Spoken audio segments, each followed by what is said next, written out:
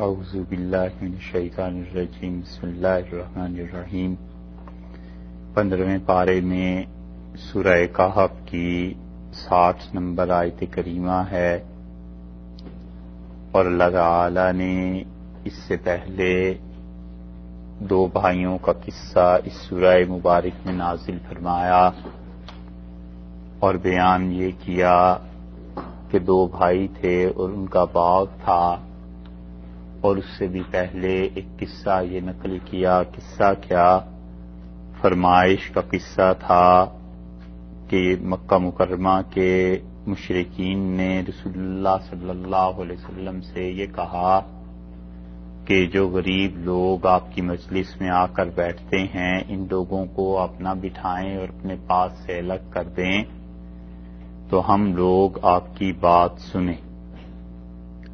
تو یہ مغرور اور متکبر انسان مسلمانوں کو حقیر سمجھتے تھے، اس پہ اللہ تعالی نے دو بھائیوں کا قصہ بیان کیا کہ ان کے پاس باغ تھے اور انہوں نے اللہ کی نافرمانی کی، ان میں سے ایک نے، اور اللہ تعالی نے اس کے باغات کو تباہ کر دیا، اور یہ بتایا کہ غرور کی وجہ سے انسان کتنا خراب ہو جاتا ہے۔ پہلا غرور ان باغ والوں نے کیا اور وہ چیز مناسب نہیں تھی، اور اسی روش پہ مکہ والے بھی چل رہے ہیں کہ انسانوں میں سے کچھ کو وہ حقیر سمجھتے ہیں، اپنے آپ کو اچھا سمجھتے ہیں، اور یہ بات درست نہیں ہے۔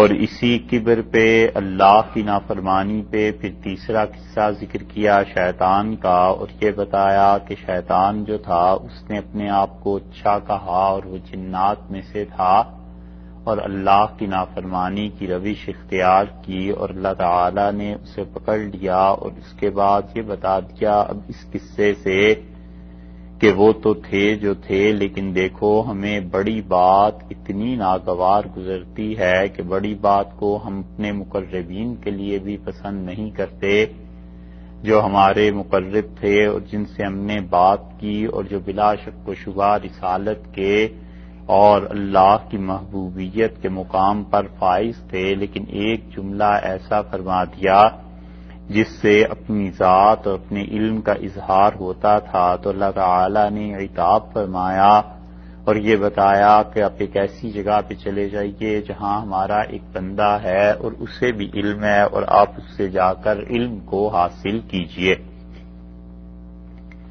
اس قصے سے یہ معلوم ہوتا ہے کہ اللہ تعالی خاص تربیت فرماتے ہیں اپنے ان بندوں کی جن بندوں کے ساتھ اللہ کا تعلق ہوتا ہے، اور اللہ تعالی ان کی تعلیم فرماتے رہتے ہیں۔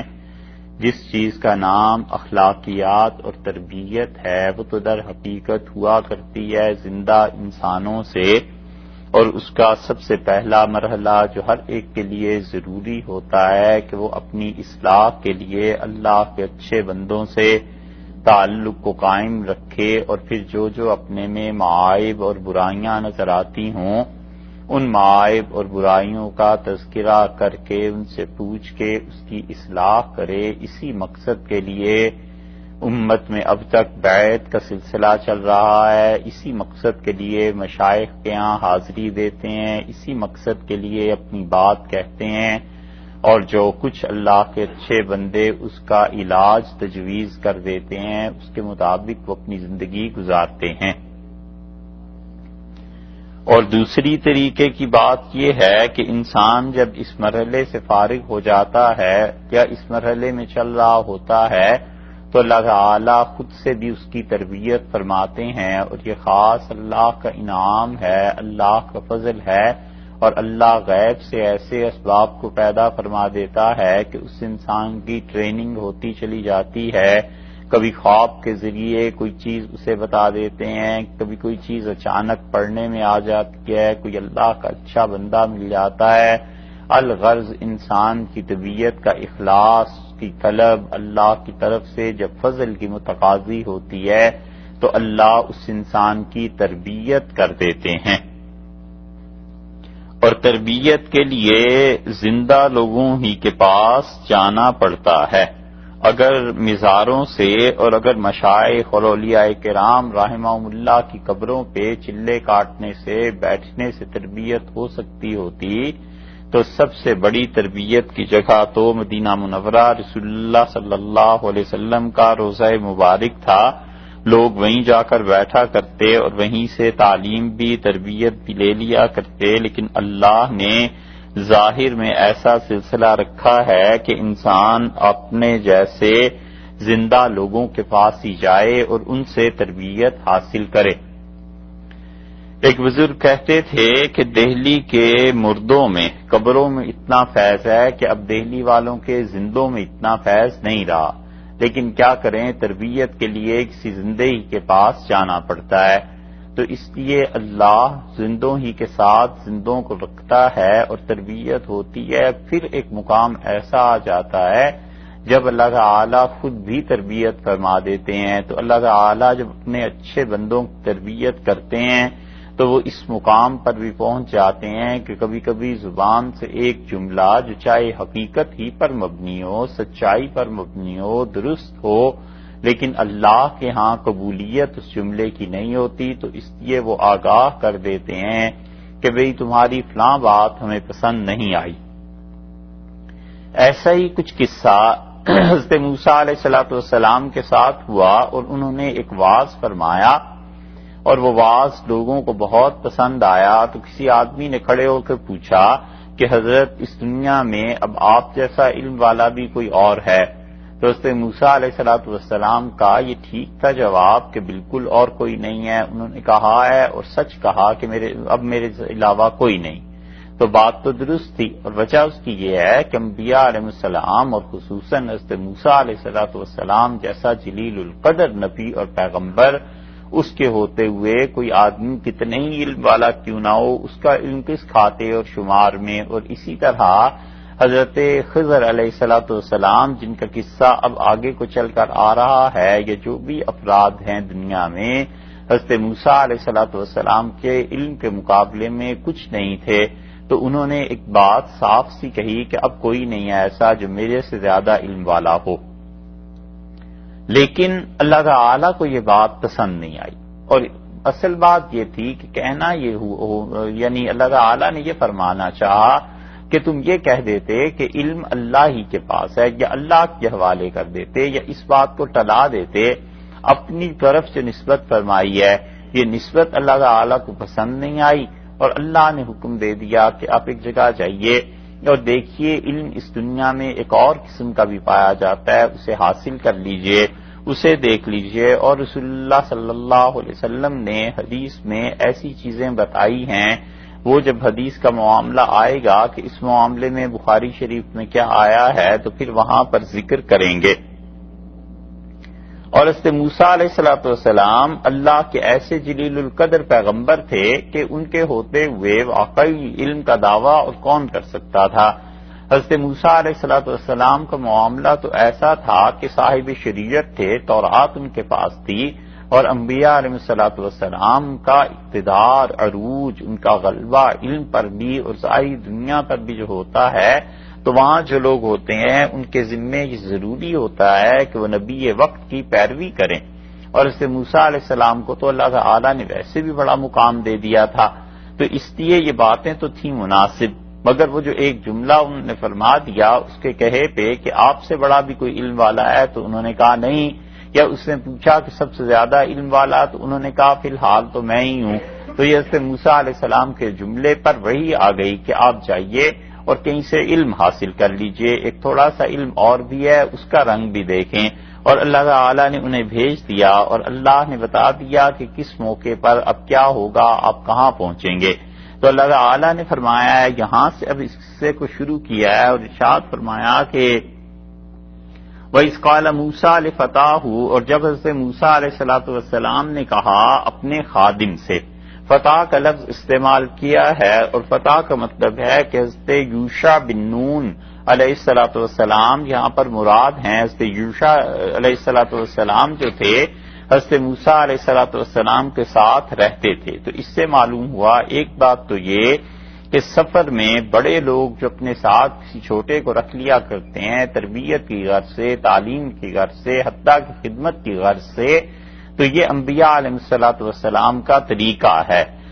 تو حضرت موسیٰ علیہ الصلوۃ والسلام نے یوشع بن نون کو اپنے ساتھ رکھ لیا تھا۔ یہ حضرت یوشع بن نون جو تھے ان کی نبوت کی گواہی مسند احمد میں رسول اللہ صلی اللہ علیہ وسلم کی زبان مبارک سے بھی آئی ہے، اور قرآن نے اسے لفظ یہ استعمال کیا ہے لفتاہ، انہوں نے کہا اپنے نوجوان سے، تو ایک تو نوجوان اس کے معنی بنتا ہے، اور پھر کبھی مجازی طور پر اس میں خادم بھی کہہ دیتے ہیں، اپنے نوکر کو بھی کہہ دیتے ہیں، جو اپنا دوست ہو اسے بھی کہہ دیتے ہیں، یہ سب مجازی معنی اس کے آتے ہیں، اور اصل لغت میں معنی اس کے نوجوان کے آتے ہیں۔ تو جب یہ فرما دیا اپنے نوجوان سے، یعنی جو خادم ان کے ساتھ تھا اس سے کہہ دیا۔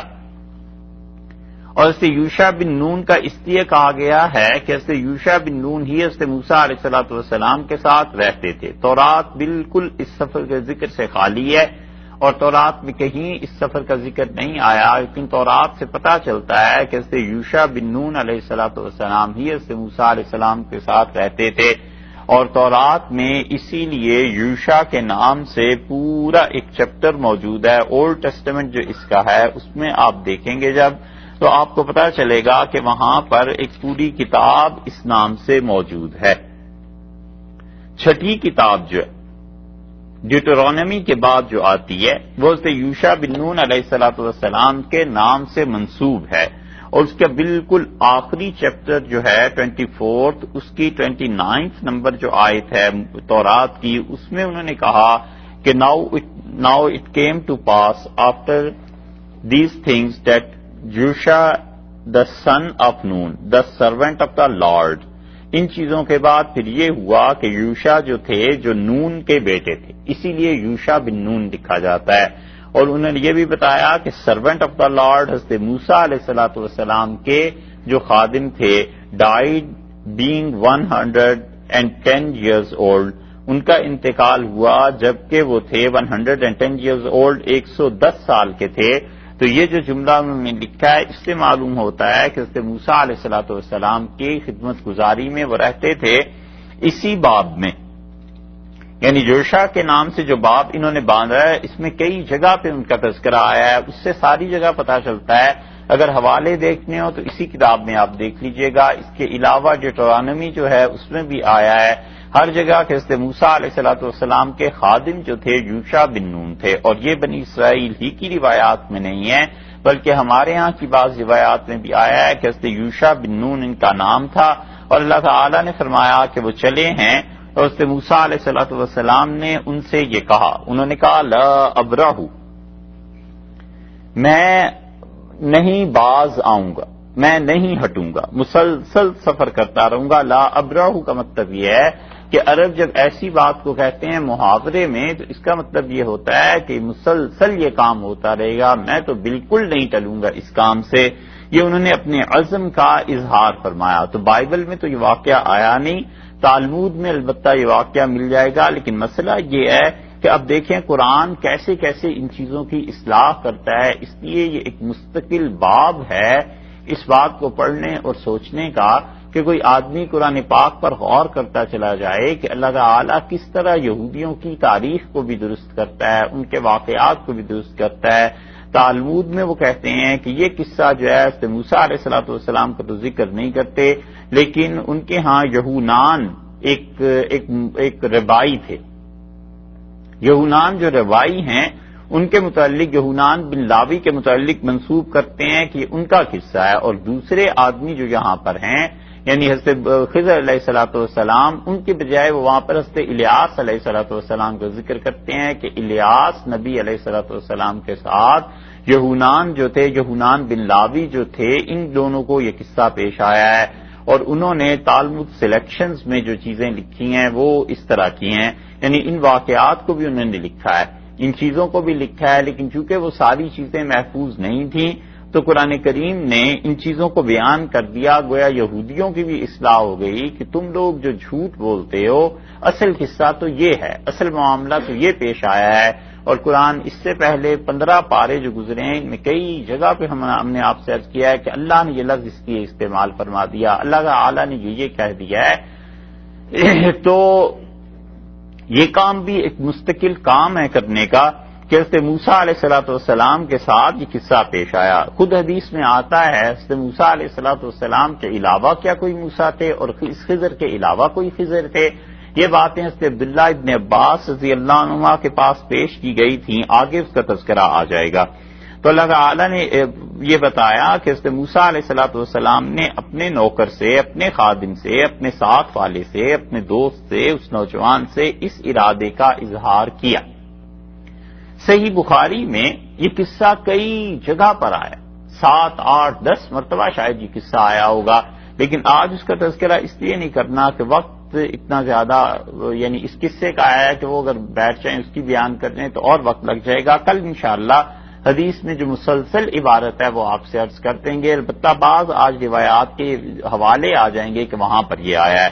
تو اس لیے موسیٰ علیہ الصلوۃ والسلام نے کہا لا ابرہ، میں تو ہٹوں گا نہیں، حتیٰ یہاں تک کہ ابلغا، یہاں تک کہ کیا ہو جائے، ابلغا، پہنچ جاؤں، کہاں پر پہنچ جاؤں، مجمع البحرین، جہاں پر 2 سمندر آپس میں ملتے ہیں، 2 بحر آپس میں ملتے ہیں، میں جب تک وہاں نہ پہنچ جاؤں اس وقت تک میں اپنا کام جاری رکھوں گا، چلتا رہوں گا، پیدل سفر کرتا رہوں گا، یہاں تک کہ اس جگہ پر پہنچ جائیں جہاں مجمع البحرین ہے، جہاں پر 2 سمندر آپس میں ملتے ہیں۔ اب اس پورے قصے کا ایک ایک لفظ ایسا ہے جس پہ بحث آتی ہے۔ اب مجمع البحرین سے کیا مراد ہے؟ قرآن نے بس اتنا کہہ کے چھوڑ دیا، اسے لوگوں پر رکھا کہ لوگ تحقیق کریں اس بات کی، اور چاہے وہ نہ کریں تو بھی ایمان میں کوئی ایسا خلل تو واقع ہوتا نہیں۔ تو قرآن کئی حقائق کو چھوڑ جاتا ہے اس وجہ سے کہ اس کا انسانوں کی عام زندگی سے کوئی تعلق نہیں ہوتا۔ فرض کر لیجئے کسی آدمی کو پتہ بھی چل گیا، تحقیق کر لی کہ اصحاب کہف یہ تھے، بہت اچھی بات ہے، اس اعتبار سے اسے ثواب بھی ملے گا کہ اس نے قرآن پاک پر محنت کی، قرآن کی ایک چیز کو تاریخی اعتبار سے اسے ثابت کر لیا۔ لیکن اگر کسی کو پتہ ہی نہیں ہے کہ اصحاب کہف کون تھے، کہاں تھے، اندلس میں تھے یا شام میں تھے یا اردن میں تھے یا مصر میں تھے، کہاں تھے، تو اس انسان کے ایمان پر، اللہ کے قرب پر، قیامت کے دن پر، حساب و کتاب میں، قبر میں، دنیا میں شریعت پہ عمل کرنے میں کیا فرق پڑے؟ اس لیے شریعت کئی مرتبہ چیزوں کو اس لیے چھوڑ دیتی ہے، قرآن کے یہ ان علوم میں سے نہیں ہے جو انسانوں کے مقاصد کے مطابق ہو، یعنی انسان کا مقصد اس سے کوئی حاصل ہو جاتا ہو، یہ نہیں ہے۔ باقی لوگ تحقیق کرتے ہیں، اچھی بات ہے، کریں، ثواب بھی پائیں گے، اللہ کے یہاں اجر بھی ملے گا، قرآن پاک کی خدمت کرنے والوں میں بھی شمار ہو جائیں گے۔ مگر ایک آدمی کو اس کی تحقیق اگر نہیں ہو سکی تو اس پہ کوئی کفر اسلام تو بڑی بات ہے، اس پہ کوئی فسق و فجور گناہ گار ہونے کا فتویٰ بھی نہیں لگایا جا سکتا۔ ہم ایک مرتبہ ایک گاؤں میں گئے تو وہاں ایک بوڑھی خاتون، اتنی اس کی عمر ہو گئی تھی کہ چلنا اس کے لیے دشوار ہو گیا تھا، تو وہ ہم سے پوچھنے ایک مسئلہ آئی، کہیں بات سنی، تقریر سنی، تو پوچھنے مسئلہ یہ آئی، خاص طور پہ لوگوں نے کہا، ہم بھی کچھ چل کے پیدل گئے، پتہ چلا وہ بھی یہیں آ رہی ہیں کسی کی حویلی میں، بات ہوئی وہاں، تو انہوں نے کہا میں اس بات کو پوچھنے آئی ہوں کہ اصحاب کہف کے کتے کا کیا رنگ تھا؟ تو ہم نے ان سے پوچھا کہ اصحاب کہف کا جو کتا تھا اس کا رنگ فرض کر لو آپ کو بیوی پتہ بھی چل جائے تو فائدہ کیا؟ تو اس نے کہا اصل میں اصحاب کہف جو تھے ان کی نظر دیتی ہوں ہمیشہ، ان کی نیاز پکاتی ہوں، تو کتا اس رنگ کا پتہ چلے تو اس رنگ کے کتے کو بھی کھلایا کروں۔ تو دیکھو اب کہاں سے اس کو بات سمجھ میں آئی، اور وہ بھی جو بھی جاہلیت کا عقیدہ تھا، مگر اس کتے کا رنگ اب پتہ چل جائے۔ تو ہم نے ان سے یہی کہا کہ بی فرض کر لو کسی کو کتے کا رنگ نہ پتہ چلے، حتیٰ کہ اصحاب کہف کی صحیح تعداد کا بھی نہ پتہ چلے، ان کی عمروں کا بھی نہ پتہ چلے، یہ بھی نہ پتہ چلے کہ وہ دنیا میں کہاں تھے، تو آخر اس سے فرق کیا پڑا؟ انسان کو ان کاموں میں کام رکھنا چاہیے جن کاموں سے اللہ کا قرب حاصل ہوتا ہے، تو اس سے آخر فرق کیا پڑتا ہے؟ تو وہ پہلے سوچتی رہیں، پھر اپنے بچوں سے کہنے لگیں کہ چلو لے چلو، تو جب چلنے لگی تو کسی بچے نے پوچھا کہ مولوی صاحب سے اور پوچھنے کوئی مسئلہ کا نہیں، یہ تو واضح لگتا ہے، بس بات صاف ہو گئی۔ ہم تو بدعقیدہ ٹھہرے. تو اس لیے کئی چیزیں ایسی کہ مقصود کے علم اور غیر مقصود کا اس میں فرق کر لینا چاہیے کہ اس چیز کا فرض کر لو پتہ بھی چل گیا تو کون سی ایسی چیز ہے، کون سا ایسا شریعت کا مسئلہ ہے جو اس پہ اٹکا ہوا ہے کہ کتے کا رنگ پتہ چلے. اسی طرح اللہ تعالیٰ نے یہاں جو فرمایا نا مجمع البحرین کہ دو سمندروں کے ملنے کی جگہ، مفسرین نے اس پہ بحث کی ہے اور بہت سی بحث کی ہے، کرنی بھی چاہیے، ممکن ہے اس پہ آئندہ بھی تحقیقات ہوتی رہیں، بہت اچھی بات ہے، لیکن یہ ایسی چیز نہیں ہے کہ اس کا تعین اگر نہیں ہو سکا تو کسی کوئی ایمان یا عقیدے یا کسی چیز میں فرق آ جائے گا. اللہ تعالیٰ نے فرمایا مجمع البحرین، مجمع البحرین یعنی دو سمندر جہاں ملتے ہوں. مفسرین نے اس پر بڑی لمبی چوڑی تحقیقات لکھی ہیں اور 8 یا 9 اس میں اقوال ملتے ہیں کہ یہ کہاں ہیں جہاں پر پہنچ کے دو سمندر ملتے ہیں. سب سے زیادہ جو ان کا رجحان ہے وہ اس طرف ہے کہ جہاں پر پہنچ کے یہ واقعہ جو پیش آیا ہے، بلکہ پہلی بات تو یہ ہے کہ واقعہ موسیٰ علیہ السلام کے ساتھ پیش کب آیا جب وہ مصر میں تھے، فرعون کے ساتھ ان کا جھگڑا اور یہ چیزیں چل رہی تھی، یا جب ان لوگوں کو نجات ہو گئی اور نجات پانے کے بعد بحیرہ کلزم کے پار اترے ہیں تو اس زمانے میں موسیٰ علیہ السلام کو یہ واقعہ پیش آیا. کیونکہ اگر یہ مان لیا جائے پہلے کا تو پھر وہاں سے سفر انہوں نے کہاں کیا ہوگا، اور اگر بعد کا مان لیا جائے تو پھر سفر کی ڈائریکشن کیا ہوئی ہوگی. تاریخ اور جغرافیے کے لوگ پہلے تو اس سوال کو کرتے ہیں اور عمومی طور پہ اس کا کوئی جواب متعین نہیں ہے. دونوں طرف کے ہیں مفسرین. کچھ کہتے ہیں موسیٰ علیہ السلام کو بھی فرعون کے قصے سے، جھگڑے سے نجات نہیں ملی تھی اور یہ پہلے کا ہے، ہجرت سے پہلے کا، اور کچھ کہتے ہیں ہجرت کے بعد کا ہے، لیکن اکثریت کا رجحان یہی ہے کہ یہ ہجرت کے بعد کا واقعہ ہے. اور وہ کہتے ہیں کہ قبل از ہجرت اگر پیش آیا ہوگا تو دریائے نیل کے 2 شاخیں جا کر ملتی ہیں، یعنی وہ کہتے ہیں کہ یہ پیش آیا ہے واقعہ اگر اس سے پہلے کا، ہجرت سے پہلے کا، تو بحیرہ ازرق اور بحیرہ ابیض، وائٹ سی، جہاں جا کر یہ ملتے ہیں وہاں پر کہیں یہ پیش آیا ہوگا، خرطوم شہر کے قریب، سوڈان میں خرطوم پہ جہاں جا کر 2 سمندر ملتے ہیں. کہتے ہیں یہ وہاں کا واقعہ ہے، اور یہ بہت سے لوگوں نے لکھا ہے، بہت سے لوگوں کا خیال یہی ہے، حتیٰ کہ ایسے مفسرین بھی جو یہ کہتے ہیں کہ موسیٰ علیہ السلام کی ہجرت کے بعد یہ واقعہ پیش آیا ہے، وہ بھی عام طور پر خرطوم کا ہی لکھتے ہیں کہ سوڈان میں خرطوم میں جہاں یہ جا کر ملتے ہیں بحر ابیض اور بحر ازرق، یہ دونوں کے دونوں سمندر جہاں مل رہے ہیں وہاں پر قریب قریب یہ واقعہ پیش آیا ہے. یہ جگہ آپ نے دیکھی قیام کے دوران؟ انہیں کیا کہتے ہیں اب؟ وائٹ سی، ہاں، وائٹ نائل اور بلو نائل، نیل کی 2 شاخ.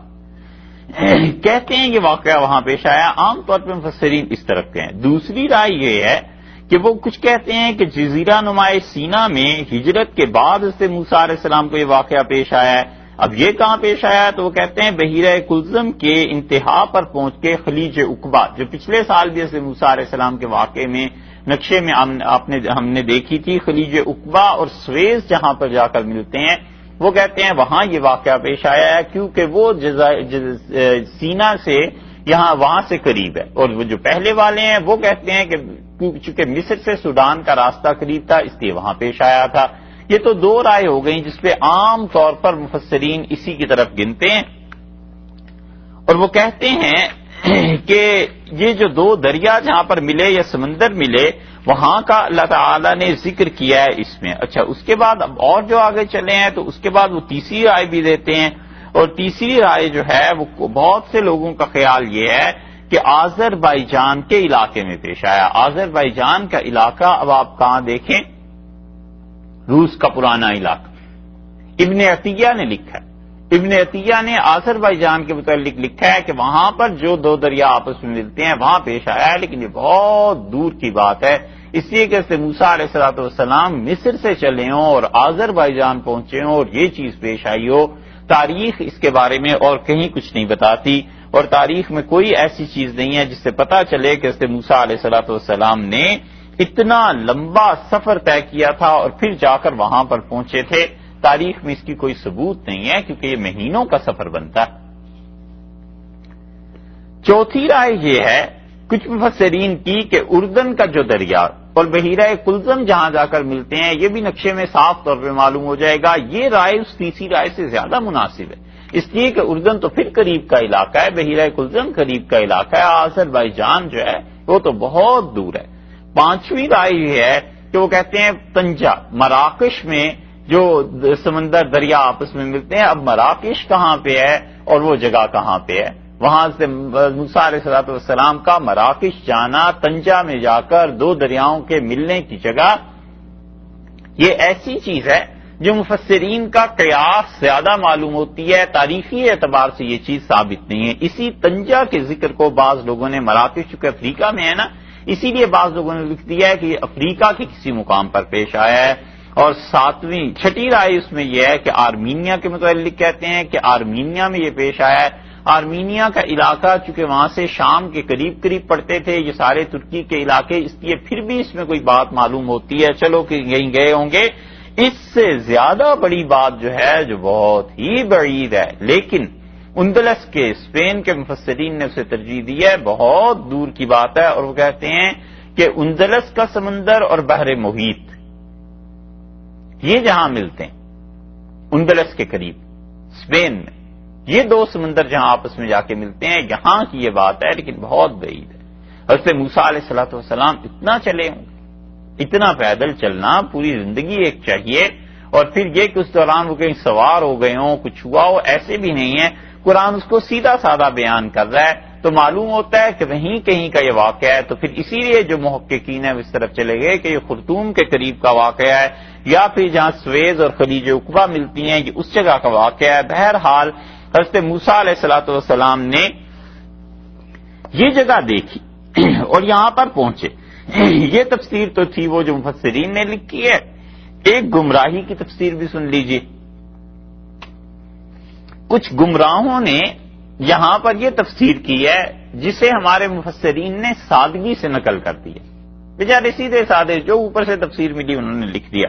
انہوں نے کہا موسیٰ علیہ السلام نے کہا اپنے نوجوان خادم سے لا ابرح حتی ابلغ مجمع البحرین، ہم چلیں گے یہاں تک کہ ہم پہنچ جائیں جہاں پر دو سمندر ملتے ہیں.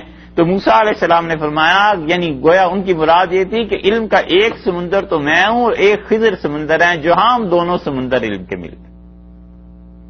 یہ ہے وہ جو گمراہ کن یہ تفسیر ہے یا تمسخر ہے؟ یہ تو مذاق والی بات ہے. اللہ تعالیٰ نے صاف کیوں نہیں فرما دیا کہ جہاں دو آدمی مل جائیں مجمع البحرین؟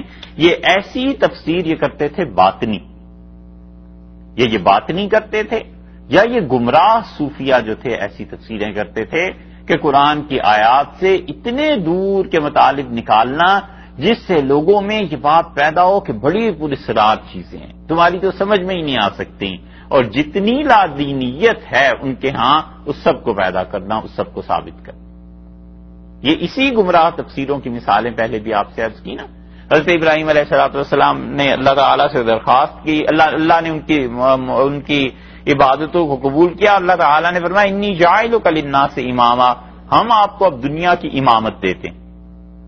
تو گمراہ لوگوں نے کہا پہلے نبی تھے اب امام بنا دیے گئے.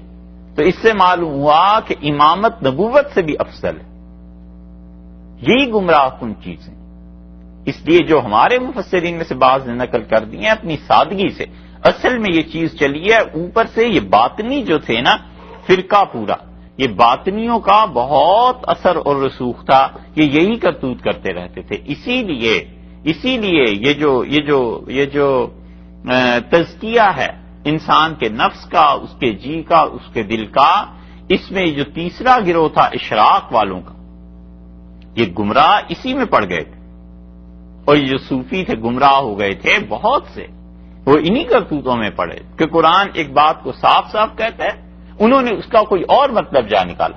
اللہ نے فرمایا وَاعْبُدْ رَبَّكَ حَتَّىٰ يَأْتِيَكَ الْيَقِينُ، اور اپنے رب کی عبادت کر یہاں تک کہ تجھے یقین کی کیفیت پیش آ جائے. یقین سے مراد پوری امت یہ کہتی ہے کہ موت آ جائے، یعنی مرتے دم تک نماز پڑھو، روزے رکھو، حج ہے تو فرض تو وہ کرو، زکات دو، جو عبادت ہے اللہ کی.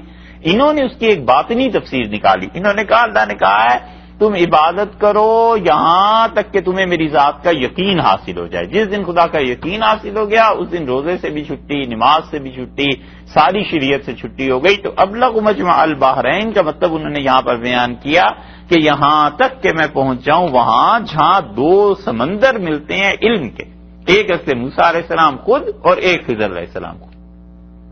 یہ گمراہی ہے. اور اس کے بعد انہوں نے فرمایا اور البحر المحیط میں ابو حیان اندلسی رحمۃ اللہ علیہ نے خوب خبر لی ہے اس تفسیر کی بھی. انہوں نے بھی بتایا، انہوں نے کہا یہ گمراہوں کے ہاں ہی پائی جاتی ہے. اسی لیے باطنیوں کے ہاں یہ مستقل ایک چیز تھی. وہ کہتے تھے ایک شریعت کا ظاہر ہے، ایک شریعت کا باطن ہے. شریعت کے ظاہر پہ یہ مولوی لوگ عمل کیا کرتے ہیں اور شریعت کا باطن جو اصل ہے وہ ہمارے پاس ہے. بس تم اسی طرح سمجھو جیسے ایک پھل ہے، مثلا آم ہے تو ایک اس کا چھلکا ہے. یہ چھلکا ہے جس پہ مولوی لوگ بحث کرتے ہیں، اسے کھاتے ہیں، اور ایک اندر جو گودا ہے نا باطن میں، وہ بس ہمیں ہی حاصل ہے، ہمیں ہی پتہ ہے. یہاں پہنچ کے وہ بھی یہی کہتے ہیں کہ اندر کی بات تو یہ ہے کہ اندر اس میں اللہ نے کہا علم کے دو سمندر جہاں پر مل جائے، یہ اندر کی بات. اسی لیے وہ اندر کی اتنی باتیں ہیں کہ الیاذ باللہ وہ نقل نہیں کی جا سکتی کہ وہ کس قدر گمراہی تک پہنچ گئے تھے، کس قدر زیادہ گمراہ ہو گئے تھے. اتنے گمراہ ہو گئے تھے کہ وہ محرمات، ماں، بہن، بیٹی، ان کے ساتھ رشتوں اور نکاحوں تک کے قائل ہو گئے تھے الیاذ باللہ. اور کسی نے کہا کہ یہ حرام کام ہے جن میں تم پڑے ہوئے ہو، تو انہوں نے کہا یہ ان کے لیے حرام ہے جو ظاہر کے علماء ہیں، باقی باطن میں سب چیزیں چاہیے. اس سے بھی زیادہ مکروہ کام، حتیٰ کہ اللہ عز و جل کی ذات کے ساتھ شرک کرنا اور کہنا کہ قرآن تو سارا شرک سے بھرا ہوا ہے، توحید اگر چاہتے ہو تو ہمارے پاس آؤ، ہم تمہیں بتائیں اس کائنات میں سوائے اللہ کے اور کوئی ہے ہی نہیں. میں بھی اللہ ہی کا حصہ ہوں، تم بھی اللہ ہی کا حصہ ہو. یہ مولویوں نے جب کہا کہ فلاں چیز حرام ہے، شراب مثلا حرام ہے، ہم نے کہا تمہارے لیے حرام ہے، ہمارے لیے درست ہے، اس لیے کہ وہ بھی اللہ ہی کا ایک حصہ ہے. الیاذ باللہ یہ ساری چیزیں حضرت رشید احمد صاحب گنگوئی رحمۃ اللہ علیہ کہتے تھے. حضرت فرماتے تھے کہ دہلی میں یہ بہت معمولی جملہ ہے حضرت، وگرنہ آپ ان لوگوں کے کرتوت اگر پڑھیں تو توبہ کرتا ہے انسان. الیاذ باللہ خدا کا خوف ہو ذرا سا بھی تو کانپ جاتا ہے آدمی ان چیزوں کو پڑھ کے کہ یا اللہ تو بچا ایسی چیزیں پڑھنے سے. ایسی گمراہی ذرا سا جملہ ہے جس کی ایک جھلک آپ کے سامنے پیش کر رہے ہیں، عرض کر رہے ہیں. حضرت فرماتے تھے کہ دلی میں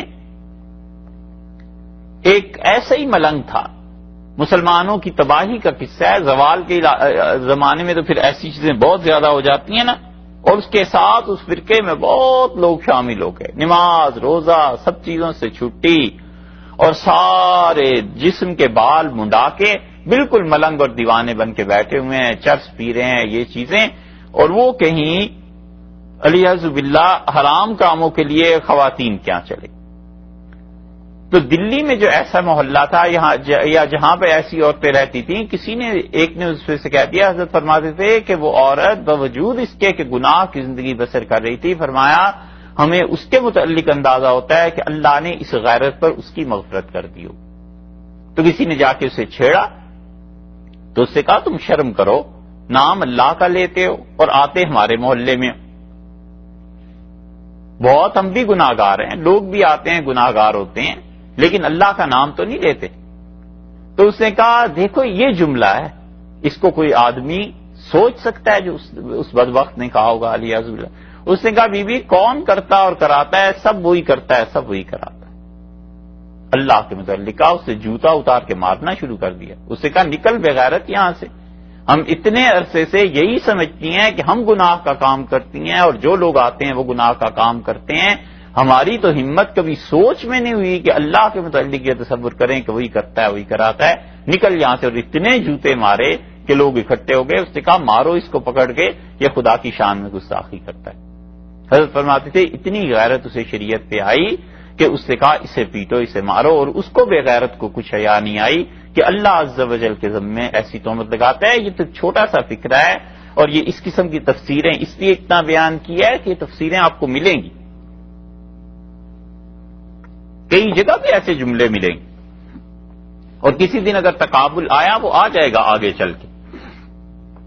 جو نبوت ہے اور جو اشراق کا فلسفہ ہے اور جو اصل کام ہے کرنے کے، ان تین گروہوں کا جب تقابل آتا ہے نا کہ اشراق والے کون تھے اور یہ انبیاء علیہ الصلوۃ والسلام کے صحیح جانشین کون تھے اور یہ فلاسفہ کون تھے، یہ تین گروہ جب آپس میں مل بیٹھتے ہیں اور بحث ہوتی ہے، پھر جا کر ان چیزوں کی زیادہ خبر سامنے آتی ہے. وہ آئے گا انشاءاللہ تو آپ کو اندازہ ہو جائے گا اس سے کہ کتنی مہلک یہ چیزیں ہیں کہ قرآن کی ایسی تفسیر کہ باطن میں یہ ہے اور ظاہر میں یہ ہے.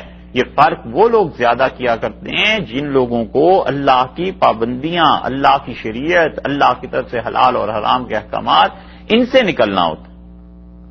اللہ تعالیٰ نے فرمایا کہ انہوں نے کہا یہاں تک کہ ہم دو سمندروں کے ملنے کی جگہ پر پہنچ جائیں، او امضی حقبا، یا میں کیا کروں گا، او امضی، یا میں پھر چلتا جاؤں گا حقبا، دور تک.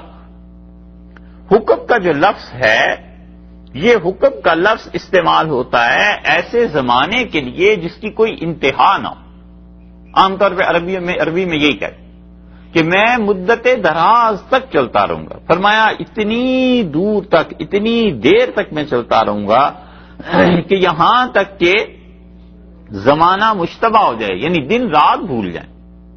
اور محاورے میں استعمال ہوتا ہے بہت دیر تک چلنے کی، غیر محدود زمانے کی. اور احقب یا احقاب اس کی جمع ہے. احقاب کا لفظ بھی قرآن میں آیا ہے نا، تو وہ اس کی جمع ہے. جہنم کے متعلق کہ جہنم میں انہیں عذاب دیا جائے گا احقابا، ایسی طویل مدت تک جس کا کوئی اینڈ نہیں ہے. تو حضرت موسیٰ علیہ السلام نے کہا میں چلوں گا اتنی محنت سے یہاں تک کہ زمانہ بھول جائے، یعنی بہت دیر تک تلاش کرتا رہوں گا یہاں تک کہ میں اپنی منزل کو پالوں. اور اس سے صوفیاء نے ثابت کیا رحمہم اللہ، وہ جو صحیح لوگ تھے نا انہوں نے کہا اس کا مطلب یہ ہے کہ اپنے شیخ کی تلاش میں، کامل انسان کی تلاش میں، حضرت موسیٰ علیہ السلام جب جا رہے تھے علم حاصل کرنے کے لیے تو انہوں نے کہا اتنا عزم، اتنی ہمت کا ارادہ فرمایا کہ چاہے زندگی لگ جائے مگر یہ کام کرنا ہے. تو ان کا اپنے شیخ کی تلاش میں آدمی محنت کرتا ہے تو اسے مایوس نہیں ہونا چاہیے. اس آیت سے سبق سیکھنا چاہیے کہ حضرت موسیٰ علیہ السلام نے کہا کہ میں ان کی تلاش میں اپنی زندگی پوری کھپا دوں. اور کچھ حضرات نے اس سے بھی آگے کی بات کی، انہوں نے کہا اللہ کے ساتھ تعلق میں بندے کو ہمت کرنی چاہیے. بڑی حضرت موسیٰ علیہ السلام کی بلند ہمتی پہ یہ آیت دلیل ہے، بڑی عالی ہمت ہونے پہ دلیل ہے کہ انہوں نے کہا میں تو مسلسل یہ کام کرتا رہوں گا یہاں تک کہ میں اپنے مقصد میں کامیاب ہو جاؤں. اس لیے آدمی کو ہمت بڑی بلند رکھنی چاہیے. یہ دنیا جتنی نظر آتی ہے نا یہ سب بلند ہمت لوگوں کے کام، جنہوں نے ہمت کی ہے نا. دنیا بس انہی کے دم سے قائم ہے اور آخرت بھی حقیقت میں انہی لوگوں کے دم سے قائم ہے جو ہمت والے لوگ تھے. ہمت والے ایسے لوگ اللہ کے دین میں، اللہ کی رضا میں، اللہ کی طلب میں، اللہ تعالی کی خوشی کو حاصل کرنے کے لیے صبح یہاں سفر کر رہے ہیں، شام کو یہاں سفر کر رہے ہیں، کوئی دن میں آرام نہیں، رات کو چین نہیں، اتنی طویل فکن سفر. اور پھر رات کو دیکھو تو اللہ کے حضور میں کھڑے ہیں، پھر دیکھو تو وہ صبح پھر وہی سفر جاری ہے، پھر اس قصبے میں پہنچنا. یہ اللہ کے بندے اس عالی ہمتی کی وجہ سے اللہ کا فضل ان کی طرف متوجہ ہو گیا اور اللہ کا فضل انہوں نے پا لیا. یہ عالی ہمت ہونا بہت بڑی چیز.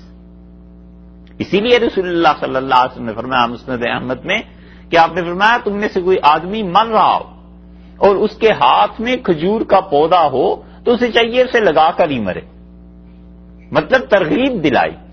ظاہر موت کی اپنے اختیار کی بات تو ہے نہیں، لیکن فرمایا کہ مطلب جو کام ہے نا بالکل اسے پورا کرو، اپنے طور پہ ہمت کرو کاموں کو پورا کرنے کی. حافظ شیرازی نے ایک جگہ کہا، حضرت موسیٰ علیہ السلام کی جو بات ہے اس سے یاد آیا. وہ کہتے ہیں دستز طلب نہ دارم تا کام من برائے، یا تن رسد بجانا یا جان تن برائے. میں اپنے محبوب سے ملنے کی کوشش کرتا ہی رہوں گا یہاں تک کہ میرا کام پورا ہو جائے، میں اس سے مل جاؤں. یا تن رسد بجانا، یا میرا جسم اپنی روح کو جا کے پالے، یا جان تن برائے، یہ جو میرے اندر روح ہے یہ جسم کو چھوڑ دے. ایک کام تو ہونا. بے کشا تربتم را بعد از وفات و بنگر، میرے مرنے کے بعد میری قبر کو کھول اور میرے کفن کو دے. کز آتش درونم دودس کفن برائد، وہ جو اندر میرے آگ لگی ہوئی تھی نا اپنے محبوب سے ملنے کی، اس آگ کے دھوئیں نے کفن کو بھی سیاہ کر دی. یہ ایرانی شاعر مبالغے میں تو بہت آگے ہوتے ہیں نا، لیکن کمال کا شعر اس نے کہا ہے یہ ہے او امر یا حقبہ. حضرت موسیٰ علیہ السلام نے کہا جتنی بھی مدت گزر جائے ہم چلیں گے، ہم پائیں گے، ہم پہنچیں گے اس ہستی تک، اس شخص تک جس شخص سے علم حاصل ہونا ہے. اور اسی سے فقہا نے ثابت کیا ہے علم کی دلیل کہ علم کا حاصل کرنا افضل ہے. اور رسول اللہ صلی اللہ علیہ وسلم نے فرمایا تم میں سے جو آدمی علم حاصل کرنے کے لیے نکلتا ہے اور صبح کو اپنے گھر سے، اللہ کے فرشتے اس کے لیے دعا کرتے ہیں، اور وہ چیونٹیاں جو بلوں میں ہیں وہ بھی اس کے لیے دعا کرتی. اور رسول اللہ صلی اللہ علیہ وسلم نے فرمایا علم کا سفر گناہوں کو معاف کرا دیتا ہے.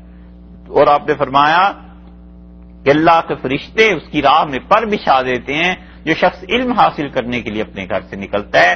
کہ حضرت موسیٰ علیہ السلام کچھ سیکھنے کے لیے چلے ہیں ایسی عالی ہمت کے ساتھ.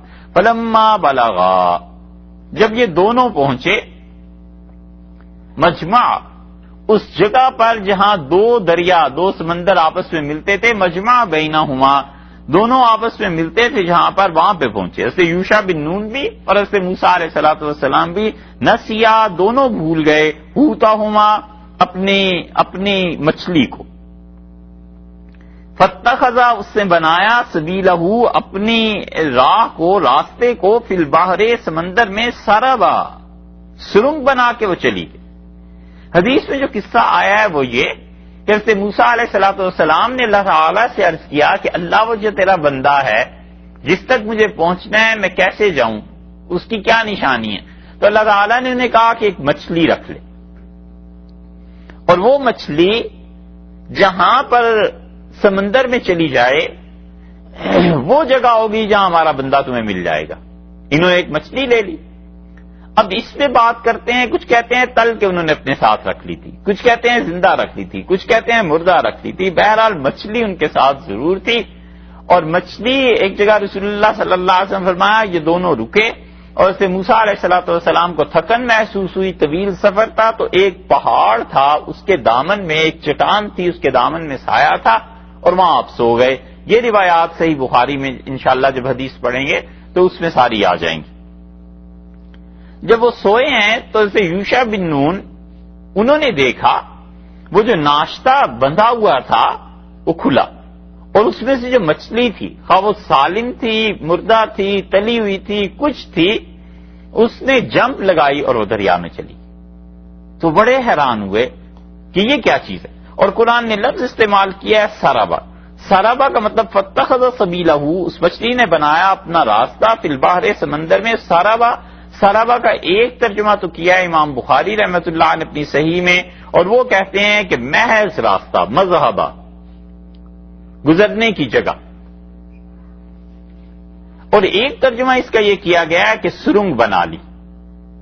وہ مچھلی جہاں سے بھی گزری پانی میں ایک خول بنتا چلا گیا، ایک گول راستہ بنتا چلا گیا، اور وہ سرنگ تھی.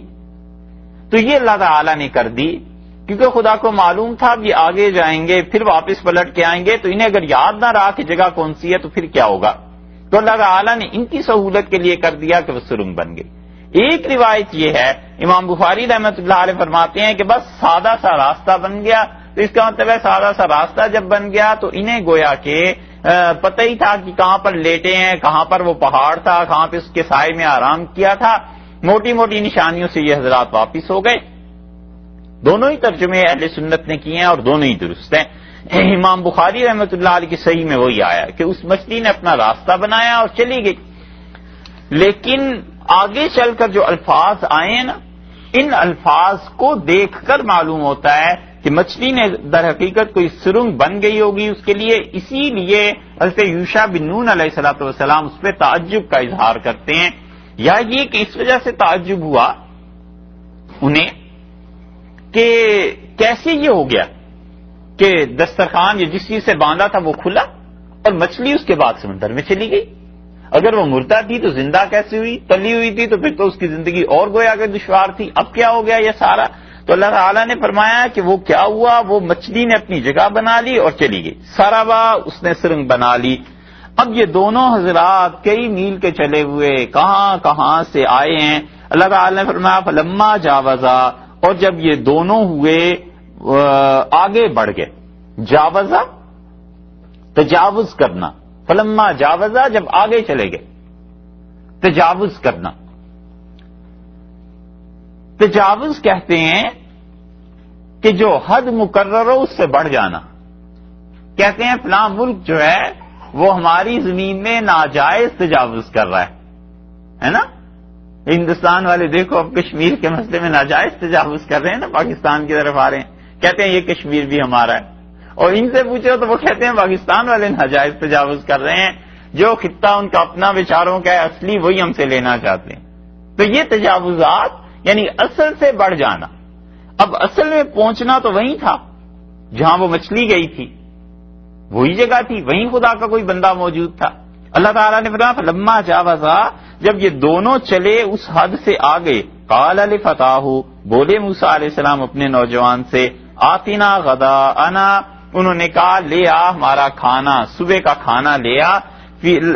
لقد لقینا، ہمیں پہنچی ہے، من سفرنا ھذا، ہمارے اس سفر میں ہمیں پہنچ گئی ہے نصبا، بہت تھکن، تھک گیا ہوں بہت، اس سفر میں تھکن پہنچ گئی ہے، تھک گیا ہوں، تو تم ایسے کرو کھانا لے آؤ. اچھا، قال لفتاہ، کہا انہوں نے اپنے نوجوان سے، یعنی اسے یوشع بن نون علیہ الصلوۃ والسلام سے، آتنا غداءنا، ہمارا صبح کا ناشتہ لیا. ناشتہ جو ہے، غدا کا لفظ جو ہے نا یہ بتاتا ہے غدا کا مطلب تو ہے صبح کا کھانا، اور صبح کے کھانے کو عام طور پر ناشتہ کہتے تھے. اور یہ ناشتے کا لفظ بہت بعد میں آیا ہے. ناشتہ تو در حقیقت اردو میں استعمال ہوتا ہے ہر ایک مختصر کھانے پہ، وہ دن رات میں کسی بھی وقت کھا لیا جائے اسے ناشتہ ہی کہتے ہیں. اور ہوتے ہوتے بعض علاقوں میں یہ ٹرم بن گئی، مخصوص ہو گئی صبح کے کھانے کے ساتھ. اور 3 کھانے تو ہوتے نہیں تھے، کھانے 2 ہی ہوا کرتے تھے. صبح کھا لیا، بس رات کو کھا لیا، شام کو کھا لیا. لوگ یہی کیا کرتے تھے، اب تک بھی بعض دیہات میں یہی کرتے ہیں کہ صبح اٹھے اور اپنا کام وام شروع کر لیا، اور 9-10 بجے 11 بجے ایسا کھانا کھا لیا، پھر شام کو مغرب عشاء کے وقت کھانا کھا لیا اور بس چھٹی. یہ 3 اور 5 کھانے، ماشاء اللہ، یہ تو اب تہذیب ہو گئی نا. چلو یہ بھی کسی حد تک ہے، مگر اس میں بھی گوشت وہ بھی ہونا چاہیے، وگرنہ تو ایمان مکمل نہیں ہوتا. حضرت عمر رضی اللہ عنہ کہتے تھے ہفتے میں 2 بار گوشت کھایا کرو، بس اس سے زیادہ نہیں، دل سخت ہو جاتا ہے. اور اب کا زمانہ دیکھتے تو کیا فرماتے. انہوں نے کہا صبح کا کھانا لیا، ناشتہ لیا.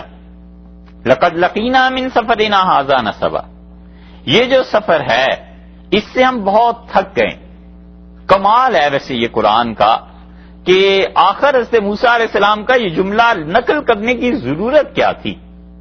راستے میں اور بھی 10 باتیں ہوئی ہوں گی، پوچھا ہوگا کدھر جا رہے ہیں، کیا کر رہے ہیں، کوئی چیز قرآن نے ذکر دی. حتیٰ کہ اس قصے کی اصل جو ابھی گزری ہے کہ ایک آدمی نے اٹھ کے حضرت موسیٰ علیہ السلام سے سوال کیا، اس کا بھی قرآن نے ذکر نہیں کیا.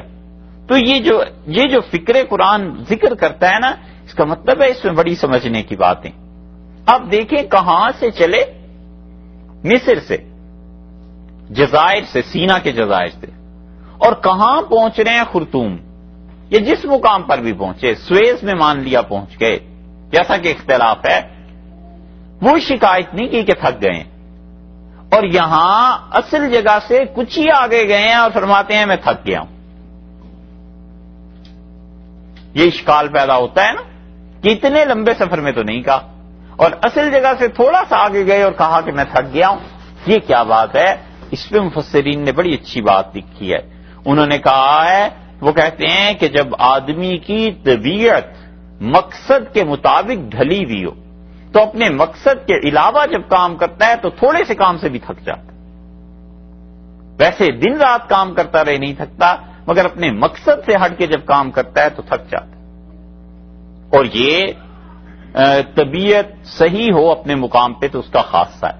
مطلب یہ کہ شریف لوگوں کا ایسے ہی خاصہ ہے. شرفاء کی طبیعتیں ایسے ہی گھبراتی ہیں. مثلا ایک آدمی کو آپ بٹھا دیں، اس کا کام ہے کمپیوٹر پہ کام کرنا، دن رات وہ کام کر لے گا، اور اسی کو ہٹا کے آپ کہیں ذرا بچوں کے ساتھ 1 گھنٹہ کھیل لو، تو 1 گھنٹہ کیا آدھے گھنٹے میں ہی طبیعت تھک جاتی ہے کہ نہیں مجھے یہ کام نہیں کرنا ہے، جیسے کسی نے مسلط کر دیا ہے. اس لیے کہ اس آدمی نے جو زندگی کا مقصد طے کر لیا ہے نا، اس مقصد کے مطابق بات ہوگی.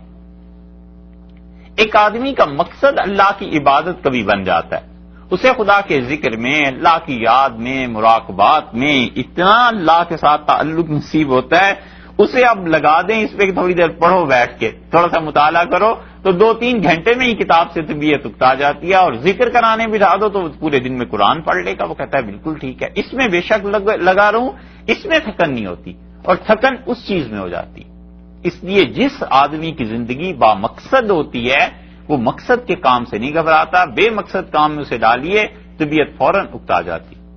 بہت سے لوگ ڈاکٹریٹ کرتے ہیں، ڈاکٹر بنتے ہیں، ان کے کام کوئی چھوٹے سے ہوتے ہیں، دن رات محنت کر کے تھک جاتے ہیں، چور ہو جاتے ہیں، کام کرتے ہیں، اور اسی آدمی کو آپ کہیں کہ چلو ذرا یہ 10 دن کھانا روز پکا دیا کرو، وہ تو ایک وقت پکانا بیچارے کے لیے دشوار ہو جاتا ہے. یہ نہیں ہے کہ وہ کوئی کام سے گھبرا رہا ہے، مطلب اس سے گھبرا رہا ہے کہ وہ مقصد کے مطابق نہیں.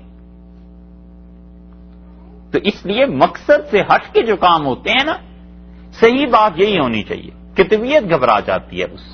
تو مقصد اگر اللہ کی یاد ہو، مقصد خدا کے ساتھ تعلق ہو، تو فضول کاموں سے آدمی پھر ان چیزوں میں پڑتا نہیں. اور اسی کا اثر یہ ہوتا ہے کہ انسان گناہ سے بچتا ہے.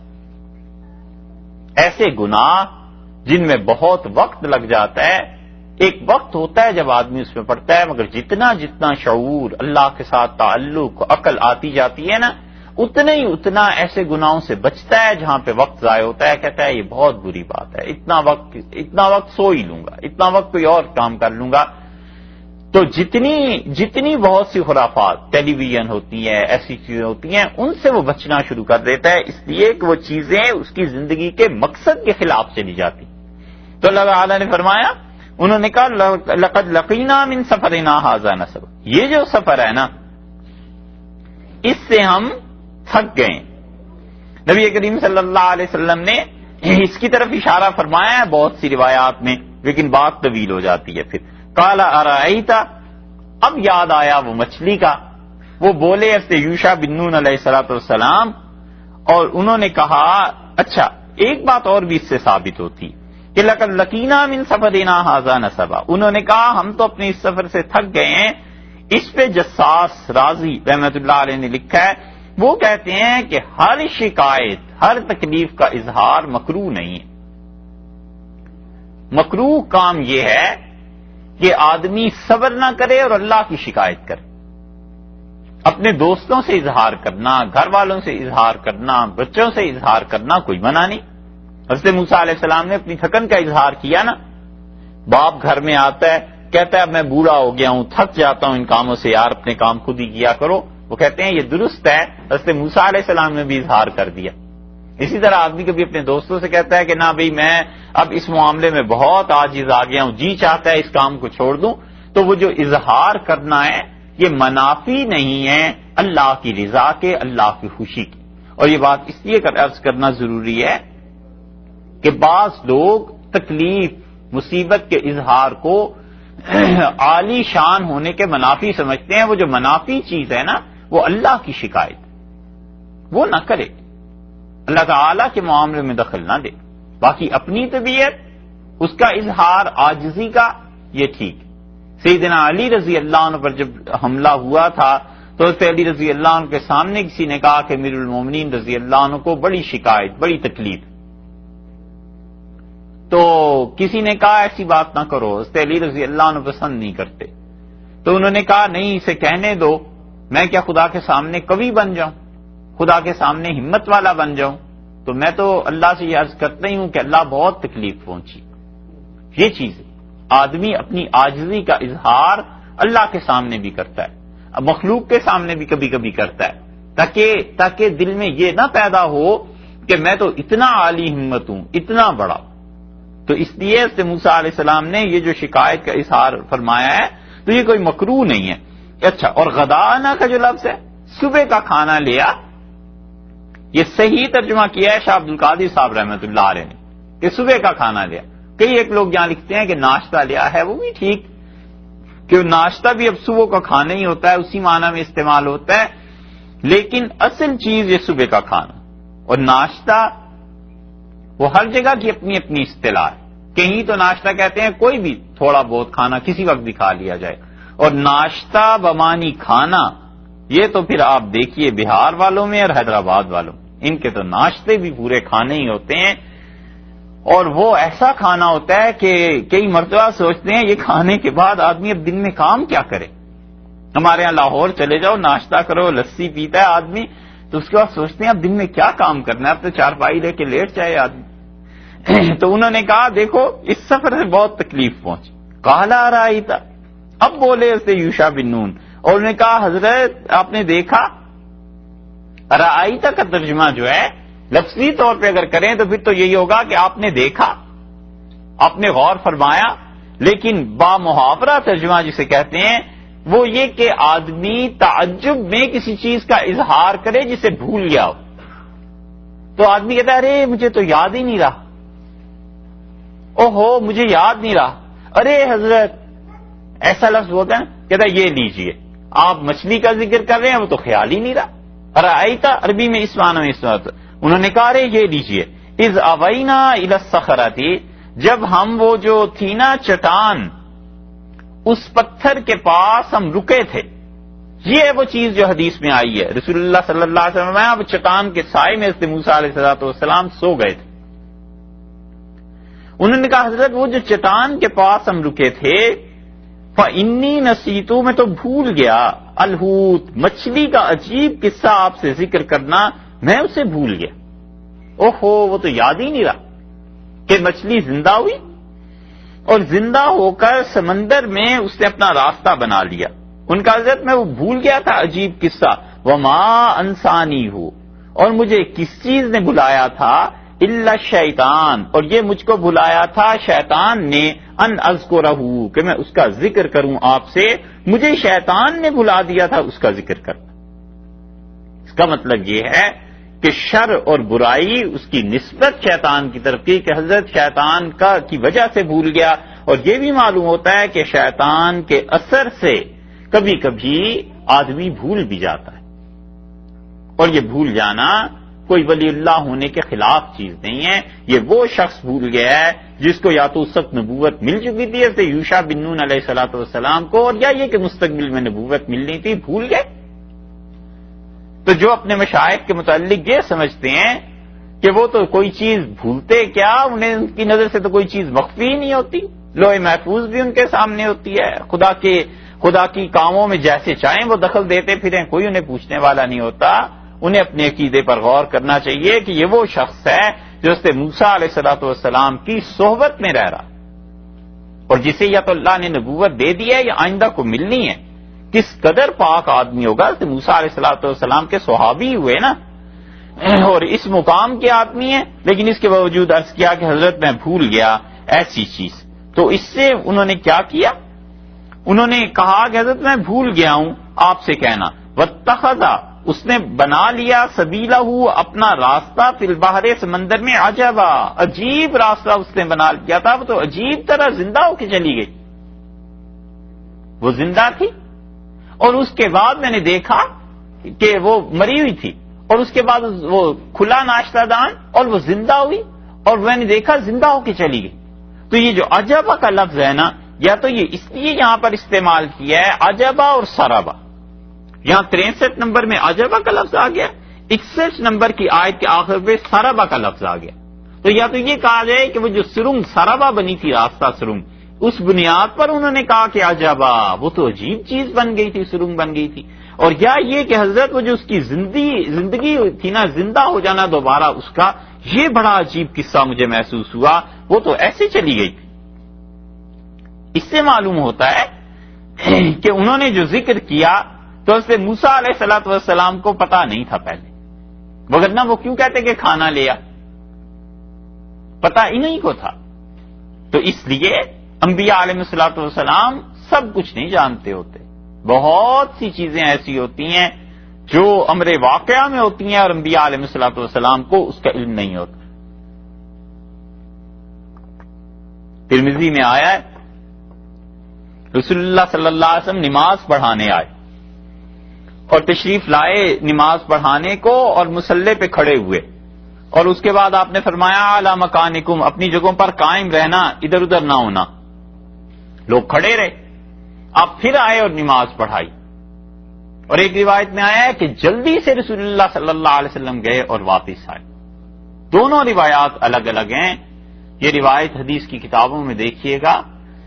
اللہ کا شکر ہے کہ حدیث میں یہ چیز آ گئی ہے، اور یہ بات کسی عام آدمی کو جا کے آپ سنا دیں، وہ تو اسے اتنا بڑا ایشو بنا سکتا ہے کہ اسلام اور کفر کا مسئلہ بن جائے. رسول اللہ صلی اللہ علیہ وسلم آئے نماز پڑھانے کے لیے اور آپ کے سر مبارک سے پانی ٹپک رہا تھا، اور آپ نے نماز پڑھائی اور آپ نے فرمایا بھئی مجھ پہ غسل واجب تھا اور مجھے یاد ہی نہیں رہا، اور میں گیا ہوں اور غسل کر کے آیا ہوں. یہ صحیح حدیث ہے. ہمارے یہاں کبھی کسی ایک جگہ ہو جائے نا، یا مولوی صاحب مسجد میں کبھی آ جائیں اور فجر کے وقت لوگوں سے کہے کہ ٹھہرو اور میں غسل کر کے آتا ہوں، وہ ظہر نہ ہو اور لوگ اس کو مسجد سے فارغ کر دیں. لوگ کہیں جی لوگ پتہ نہیں اس کو کیا ہو گیا، پچھلی نمازوں کا کیا ہوگا، فتوے لکھے جائیں گے، سب کچھ یہ ہو جاتا ہے. بھائی انسانی نقائص ہوتی ہیں، کمزوریاں ہوتی ہیں، بہت سی چیزیں ہوتی ہیں، بھول جاتا ہے. تو انسان کو اس عجز کی رعایت ملنی چاہیے. ہر وقت ڈنڈا لے کے نہ کھڑا رہے کہ ذرا 19-20 کا بھی فرق آ گیا تو یہ تو جنید بغدادی سے کم تو ہم ہیں نہیں، اس لیے ہمارے شیخ بھی ایسے ہی بڑے ہونے چاہیے. ہوتا ہے رسول اللہ صلی اللہ علیہ وسلم غسل بھول گئے اور آ کے صحابہ رضی اللہ عنہ سے ذکر بھی کر دیا. اس کا مطلب یہ ہے کہ اتنے بلند اخلاق کے تھے صحابہ رضی اللہ عنہ، انہوں نے اس واقعے کو نقل بھی کر دیا، انہیں کوئی بھی نہیں ایسا محسوس ہی نہیں ہوا، ان لوگوں کے ذہن میں بھی نہیں آیا کہ یہ بات کہیں رسول اللہ صلی اللہ علیہ وسلم کی شان کے خلاف ہو سکتی. یہ سب انسانوں میں رہنے کے، اس زندگی میں ہونے کے اور انسانوں کے بھول جانے ہی کے واقعات. نماز پڑھا کر تیزی سے تشریف لے گئے اور واپس آئے، اور آپ نے فرمایا کچھ دینار میرے پاس رہ گئے تھے، سونے کے سکے رات کو، اور میں جلدی گیا تاکہ اسے خیرات کر دوں. اور عائشہ یہ چاہتی ہے کیا کہ میں اللہ سے اس حال میں ملوں کہ اللہ مجھ سے ناراض ہو کہ تمہارے گھر میں پیسے رہ گئے تھے، صدقہ کیوں نہیں کیا تھا. یہ آخری جو رسول اللہ صلی اللہ علیہ وسلم کا مرض تھا اس میں بھی ایک دن فرمایا تھا.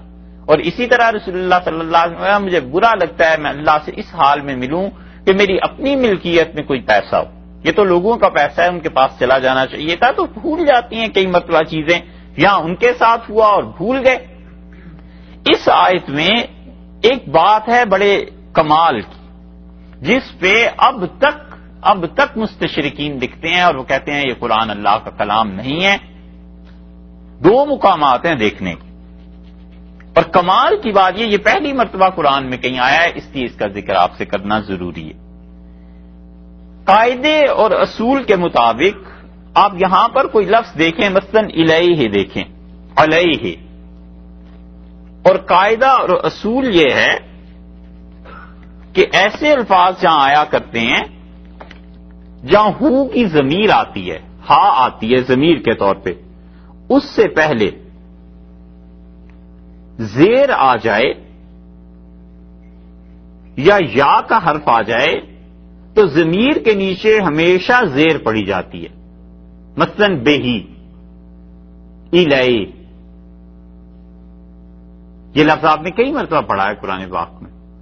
تو اصول یہ ہے کہ ہو جو ہے نا گول ضمیر، اللہ ہو بھی لکھتے ہیں نا، تو ہو کی جو گول ضمیر ہے اس سے پہلے زیر آ جائے یا آ جائے تو ضمیر جو ہے اس میں بھی یہ وہ جو ہا ہے وہی پڑی جائے گی. مثلا الیہ کا لفظ کہیں آیا نظر؟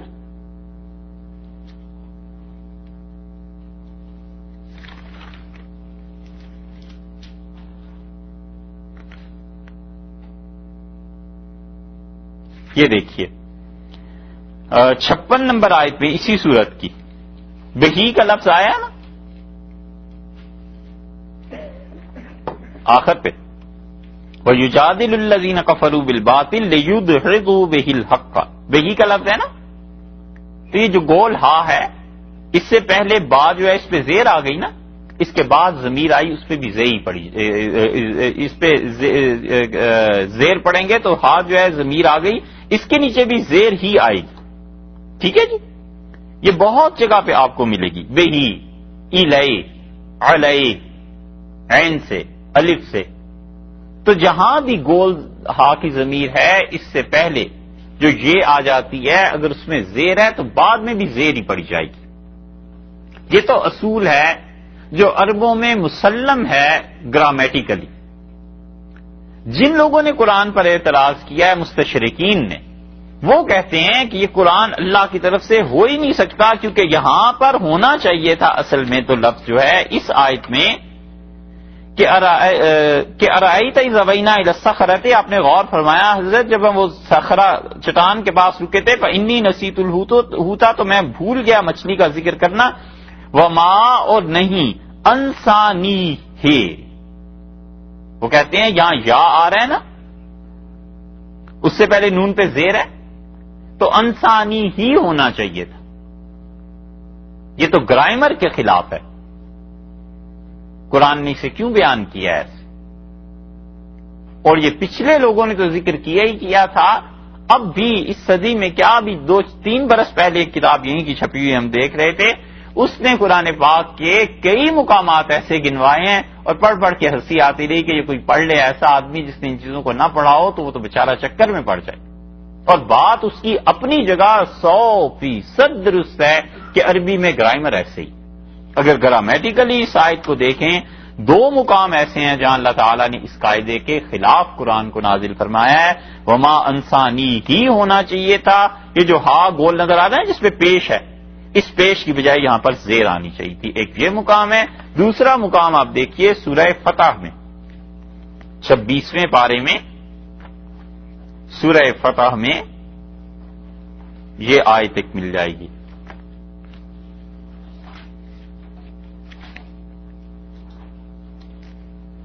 دس نمبر آیت، 26واں پارہ 48 نمبر سورت ہے سورہ فتح 48، اور 10 نمبر اس کی آیت ہے۔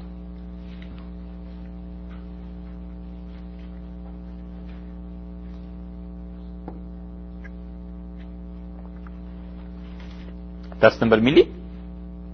اچھا، وہ جو علیہ ڈھونڈ رہے تھے اس کی بھی مثال آپ کو بتا دیتے ہیں۔ اب چھٹی آیت دیکھ لیجئے، چھٹی آیت میں دیکھیں وَيُعَذِّبَ الْمُنَافِقِينَ وَالْمُنَافِقَاتِ، اور تاکہ عذاب دے اللہ منافق مردوں کو اور منافق عورتوں کو۔ یہ جو ایک تھے نا بہت بڑے مناظرہ کرنے والے عیسائیوں سے، گجرات کے تھے ہیں، ہاں احمد دیدات، احمد دیدات کے مناظروں میں ایک جگہ عیسائی ایک نے انہیں پکڑ لیا اس بات، اس نے کہا تم کہتے ہو قرآن اللہ کی طرف سے نازل ہوا ہے، گرامیٹیکلی قرآن درست نہیں، اور 15-16 مقامات اس نے گنوا دیے۔ اس نے کہا گرامر کے اعتبار سے یہاں پر غلطی ہے، اور بات اس کی 100% ان عیسائیوں کی درست ہے کہ اگر گرامر کے اعتبار سے آتا تو یہ غلطی تصور کی جاتی۔